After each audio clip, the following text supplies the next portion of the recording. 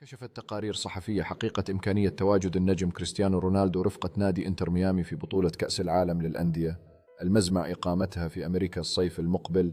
وتستضيف أمريكا فعاليات النسخة المستحدثة من بطولة كأس العالم للأندية بمشاركة 32 فريقا في الفترة بين 14 يونيو و 13 يوليو.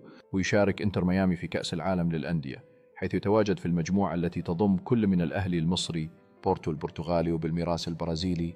وظهرت تقارير صحفية مؤخرا تفيد إمكانية مشاركة كريستيانو رونالدو نجم النصر السعودي في بطولة كأس العالم للأندية. ولا يتواجد النصر في بطولة كأس العالم للأندية، ولكن التقارير أشارت إلى إمكانية رحيل رونالدو عن النادي السعودي مجانا الصيف المقبل حيث سينتهي عقده، ومن ثم ينضم إلى أي فريق مشارك في المنافسة المرتقبة. وليس من المعروف حتى الآن ما ينتويه رونالدو يخص مستقبله.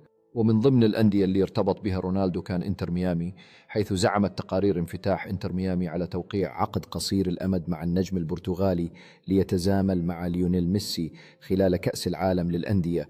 ولكن الصحفي الشهير فابريزيو رومانو نفى الأمر تماما، حيث أكد أن تلك التقارير غير دقيقة ولا أساس لها من الصحة على الإطلاق.